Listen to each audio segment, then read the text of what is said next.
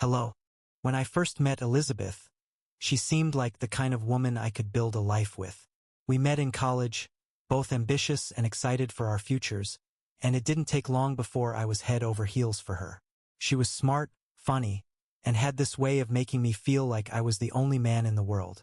After 5 years of marriage, I thought we were solid. Sure, we had our ups and downs, but who didn't? I worked long hours at the law firm, while she balanced her marketing job with running a small online jewelry business. We had our struggles, but I was convinced that love would always see us through. It was a Friday evening, and I had just come back from another grueling week at work. Elizabeth was acting distant, but I chalked it up to the stress of an upcoming project she was managing. I suggested we go out for dinner, thinking maybe some time away from the daily grind would do us good. She agreed, but her heart wasn't in it. I could tell. Her gaze was far off during the meal, and her replies to my attempts at conversation were half-hearted. The following week, I noticed a change in her routine. Elizabeth started coming home later than usual, claiming she was spending more time at the gym or meeting up with friends. I didn't think much of it at first. I trusted her. We had been through a lot together, and I never had any reason to question her loyalty.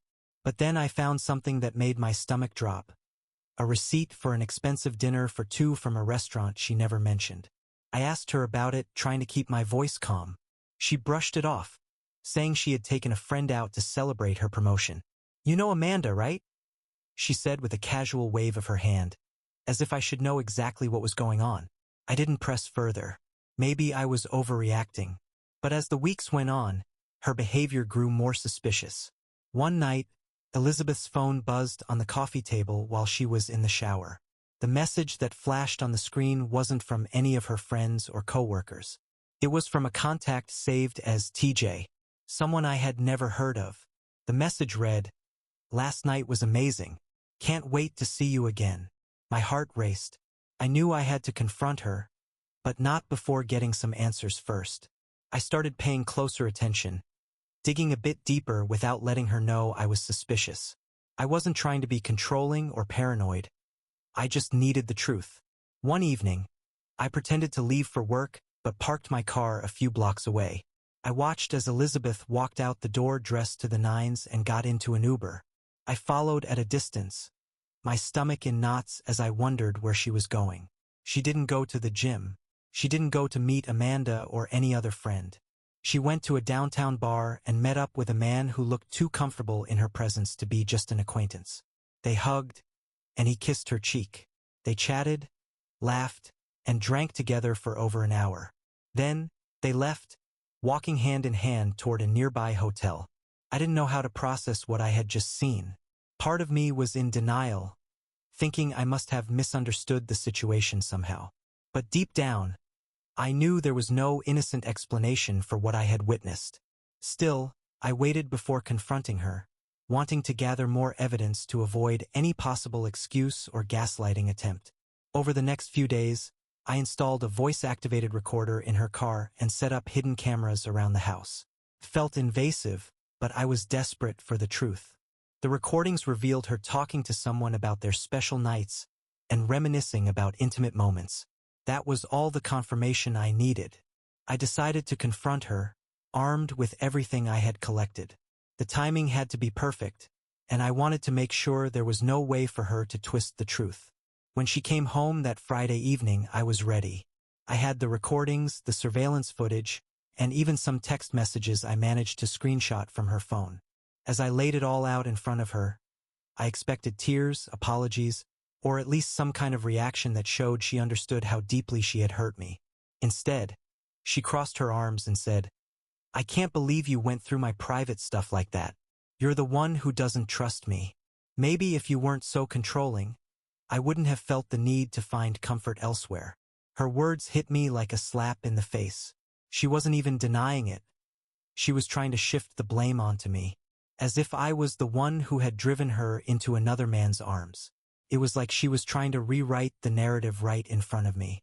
She then went on to tell our friends and even some family members that I had been spying on her, twisting the story to make me look like a possessive, jealous husband who had been overstepping boundaries for months. But I wasn't about to let her destroy my reputation with lies. I was going to expose her for the manipulative person she truly was.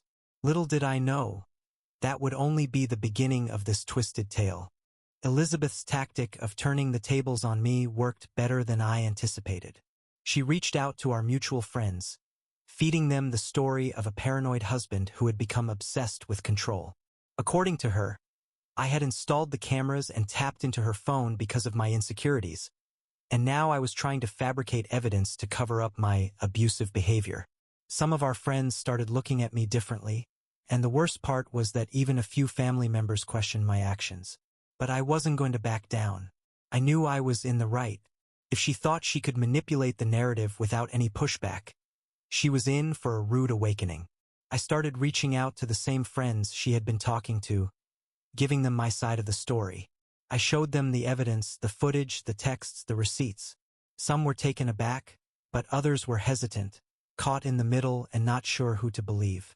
The doubt she had cast was powerful, and it was clear that she had done an impressive job of weaving her web of lies. However, there was one person who never questioned my story: my friend Kyle.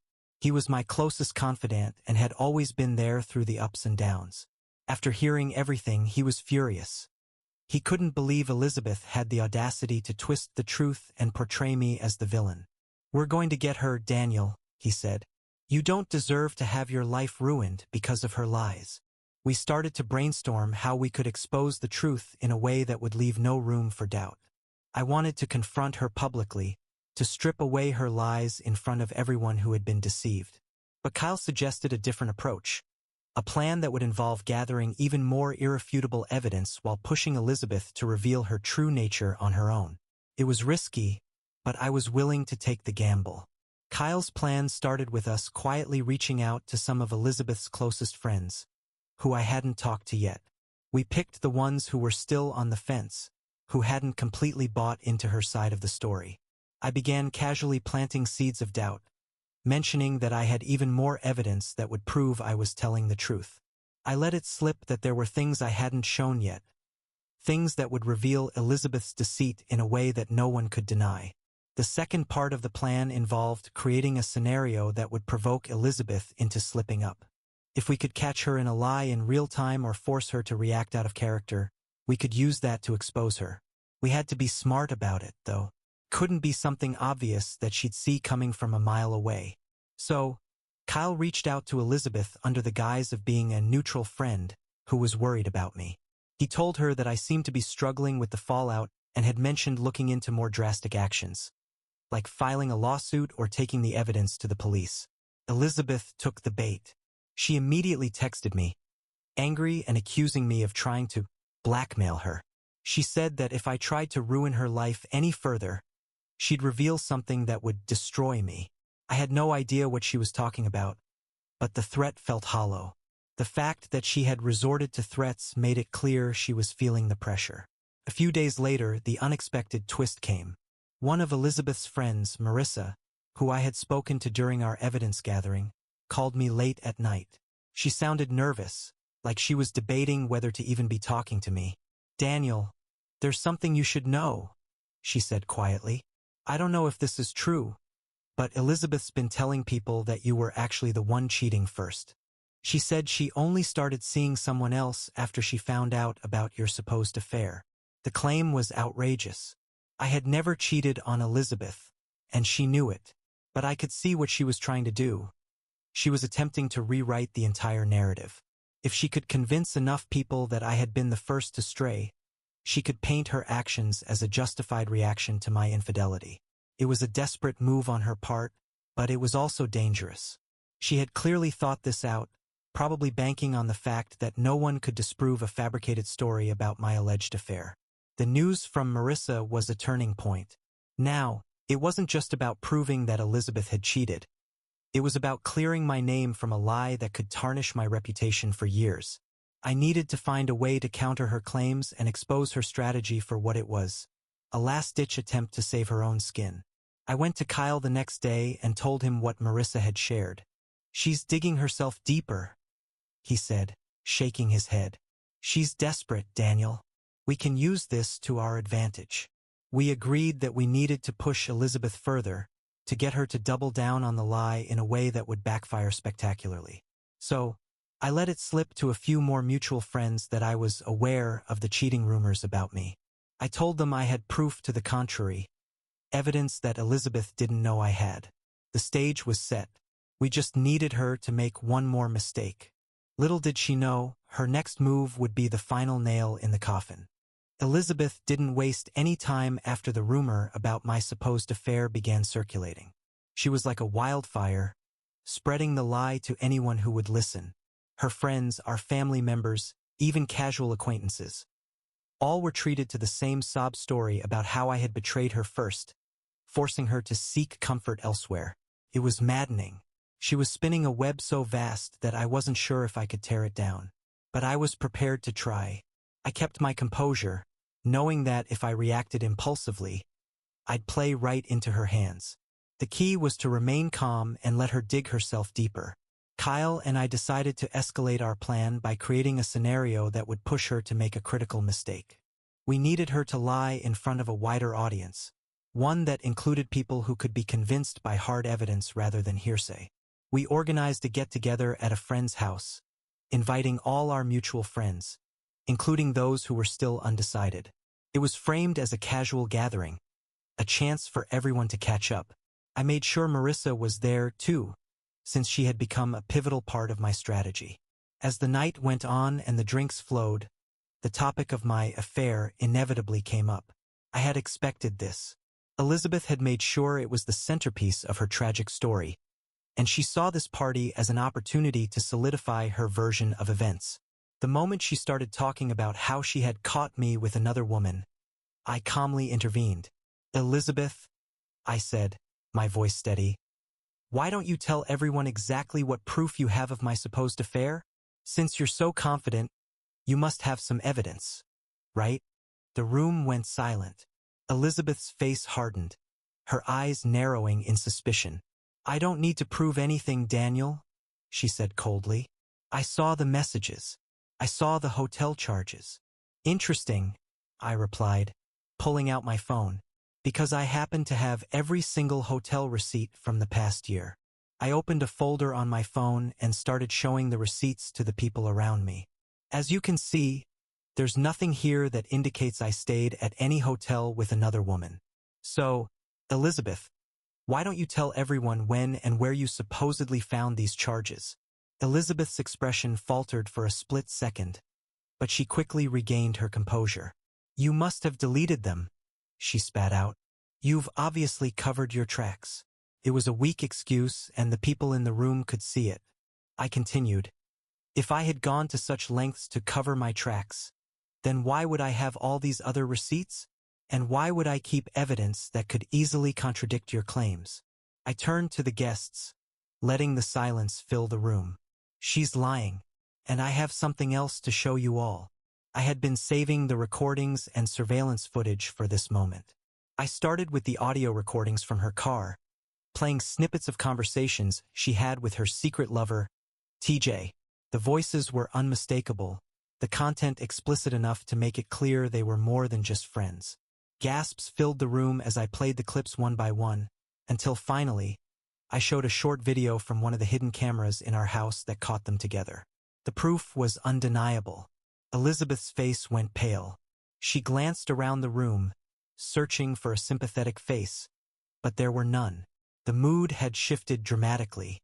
For the first time, it was clear to everyone who the real liar was. But instead of backing down, Elizabeth did something I never saw coming. She doubled down on her lies in a way that was so audacious, it left everyone stunned. "You think this proves anything?" she yelled. "You probably staged these recordings, Daniel. You were always good at manipulating people. You've been obsessed with control since the day we met. You set me up because you couldn't handle the idea of me finding out about your affair." Her voice was shaking now, more from desperation than anger. The room remained silent, and it was Kyle who finally spoke up. "Elizabeth, you're not making any sense.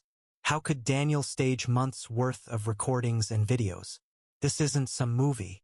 His voice was calm but firm, and his words cut through her like a knife. She could see the growing skepticism on people's faces, the realization that her narrative was collapsing. But Elizabeth wasn't done yet.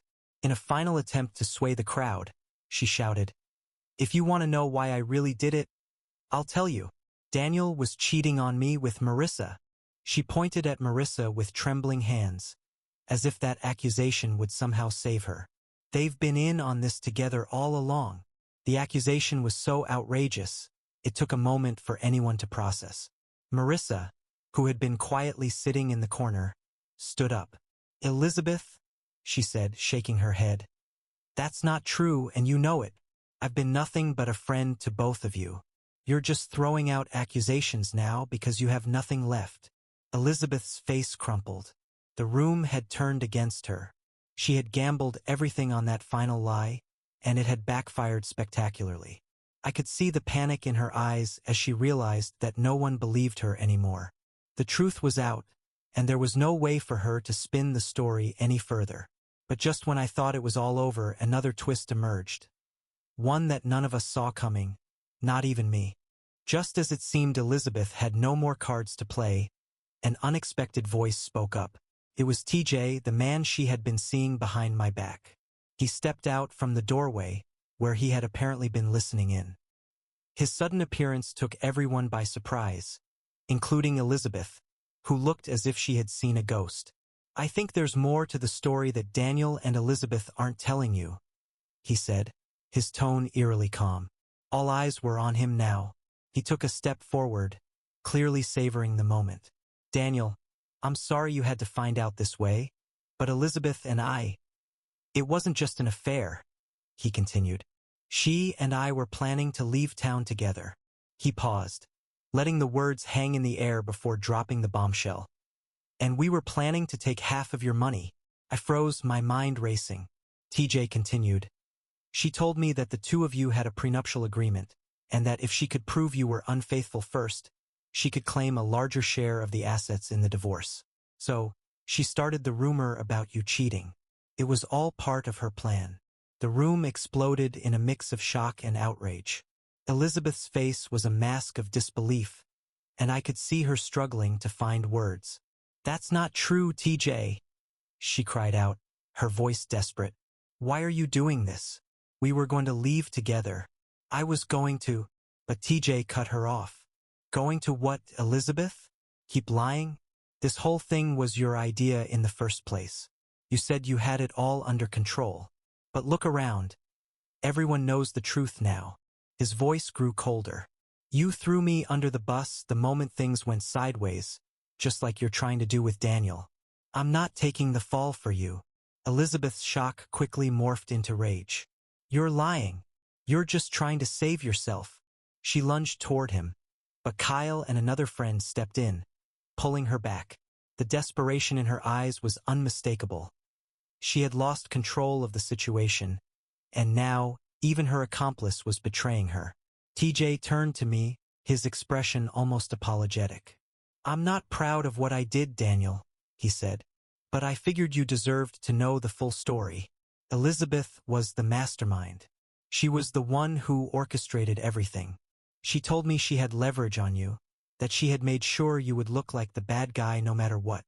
I took a deep breath, feeling the anger boiling inside me, but also a strange sense of relief.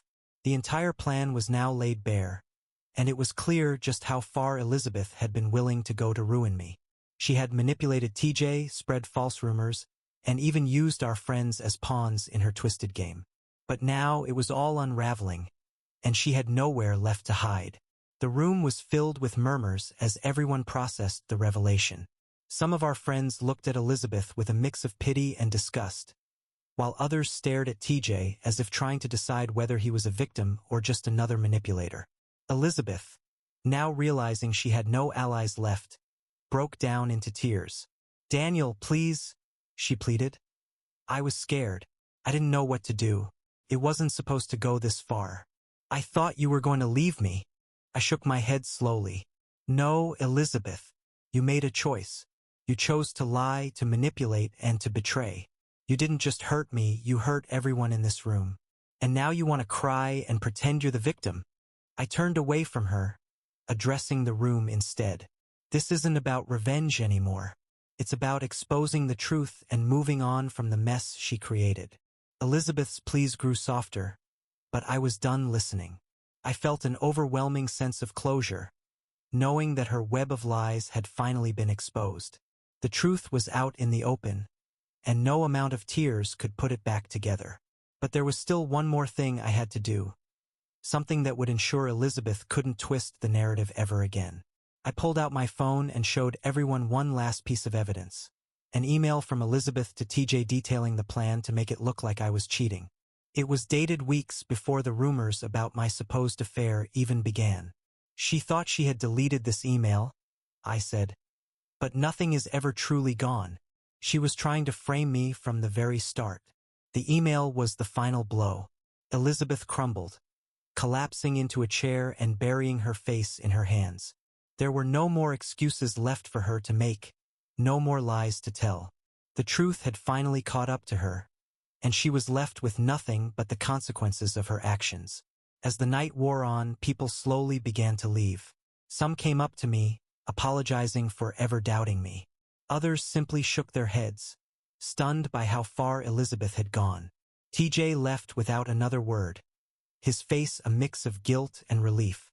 I didn't know what would become of him, but at that moment I didn't care. The aftermath was a whirlwind of legal proceedings and personal fallout. Elizabeth and I divorced soon after, and the prenuptial agreement she had tried to manipulate ended up protecting my assets just as it was intended to.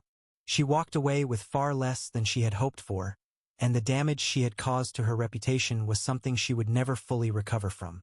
But I had found peace. The truth was out, and I had emerged stronger for it. As for Elizabeth, she was just a cautionary tale now, a reminder that lies can only go so far before the truth catches up. The days following the reveal were a blur of paperwork and uncomfortable conversations. Friends who had initially believed Elizabeth's lies were apologizing left and right, trying to reconcile the woman they thought they knew with the one who had orchestrated such a devious scheme.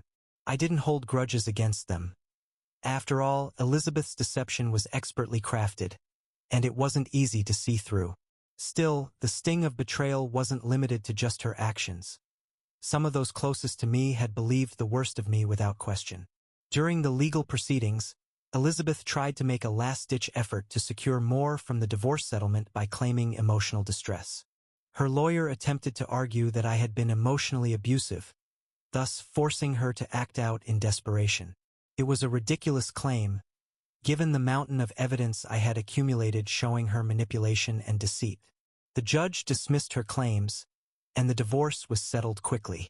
I was able to keep the house, while Elizabeth ended up with a much smaller share of our assets than she had initially aimed for. As for TJ, I learned that he had also been dealing with some personal fallout. Word had spread about his involvement with Elizabeth, and it didn't take long for his own relationship to implode. His fiancée left him, unable to look past his betrayal. It turned out that his life had been just as affected by Elizabeth's lies as mine, though I had little sympathy for him. He had been a willing participant in her schemes, after all. Still, a part of me wondered whether he had genuinely cared for Elizabeth or if their relationship had been merely a byproduct of her manipulative tactics. With the divorce settled, I thought I could finally put it all behind me. But healing wasn't that simple. The months that followed were filled with moments where I questioned everything I had ever known about my marriage. How had I missed the signs? Had I been so naive, so trusting? Rebuilding my life became a process of not only repairing my social connections but also rediscovering who I was without the weight of a toxic relationship. I began to focus on self-improvement, diving into new hobbies, and reconnecting with old friends. Kyle and Marissa remained loyal throughout the whole ordeal, providing the kind of support that made me realize I wasn't alone, even in the darkest times. I found solace in their company and began to move on, though there were still lingering thoughts of revenge. I couldn't help but feel that Elizabeth had gotten off too easily, despite the divorce's outcome. Then, one day, Kyle approached me with an idea, a way to truly put the past behind me while also giving Elizabeth a taste of her own medicine. He suggested that we publicly share the details of what had happened, not out of spite, but to set the record straight once and for all. At first, I was hesitant. It felt like airing dirty laundry for the world to see, and I wasn't sure if I wanted that kind of attention. But the more I thought about it, the more it made sense. Elizabeth had spread false stories about me so easily, tarnishing my reputation in the process. By sharing the truth, I could finally take control of the narrative and ensure that my side of the story was heard.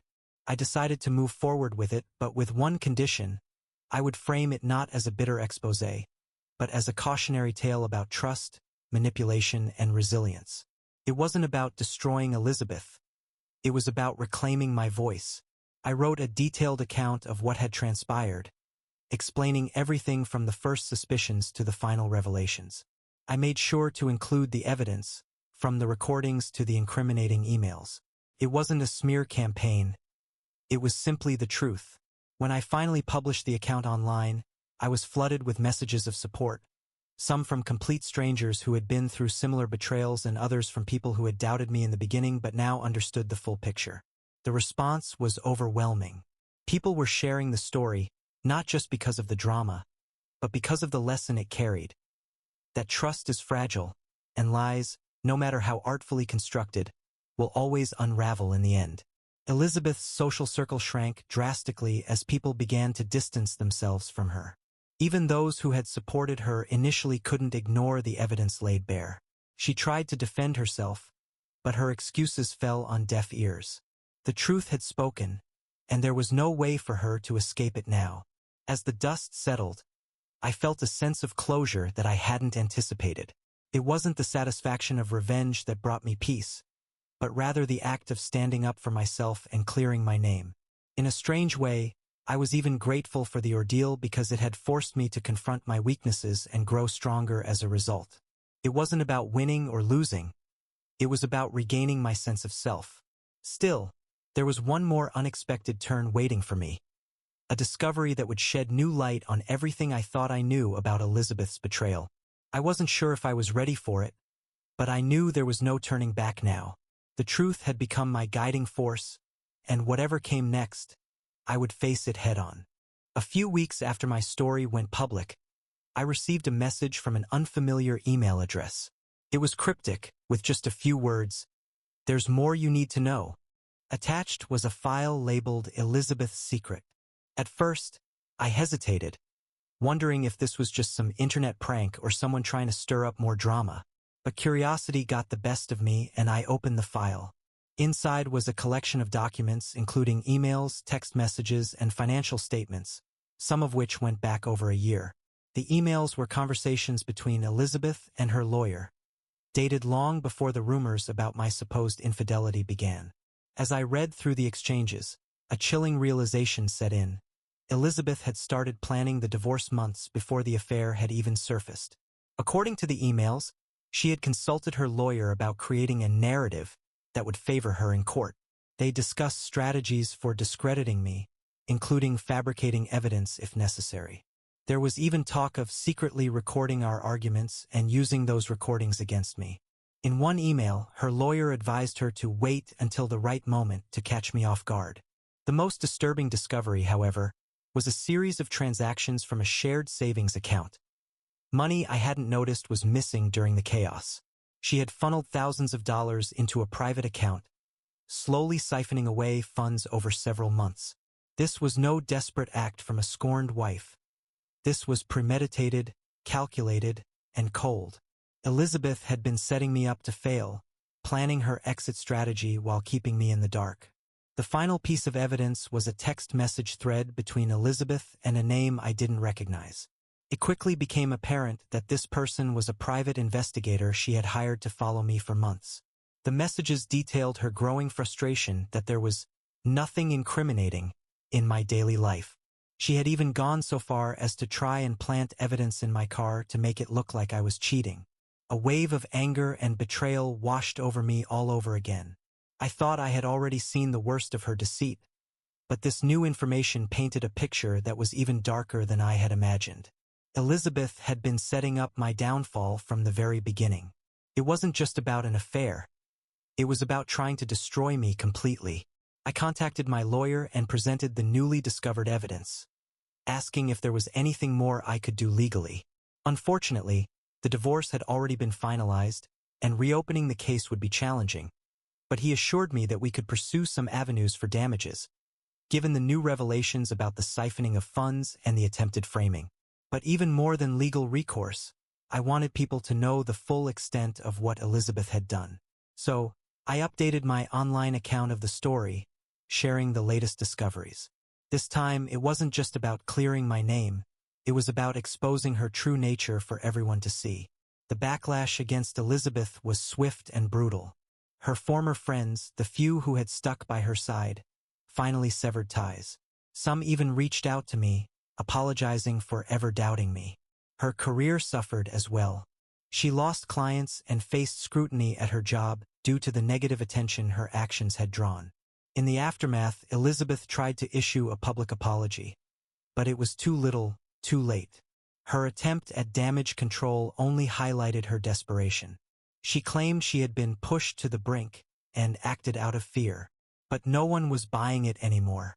The evidence spoke for itself, and the truth was too damning to be excused away. As for me, I found a strange sense of peace in the finality of it all. I had confronted the darkest parts of my life and emerged stronger for it. Rebuilding was no longer just about moving on.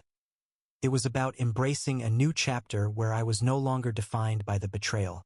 I decided to sell the house. There were too many memories, and I needed a fresh start. I took the opportunity to relocate to a new city, far from the whispers and reminders of my old life. It felt like a rebirth, a chance to leave the pain behind and begin again. Looking back, I realized that what Elizabeth did, while painful, ultimately set me free. I had been living in a lie, clinging to a relationship that had been eroding for years without me even noticing. Her betrayal forced me to confront hard truths about myself, about trust, and about the people I let into my life. The squad who had cheered me on through the darkest days remained by my side, their loyalty unwavering. It was through their support that I found the courage to reclaim my story and build a better future. They had shown me that true friends stand by you not just when it's convenient, but when everything falls apart. In the end, I didn't need revenge. The truth was punishment enough for Elizabeth, and I was content with that. I had regained control of my life and found a renewed sense of purpose. The experience had changed me, but it hadn't broken me. Now I was ready to live without looking back. Bye-bye.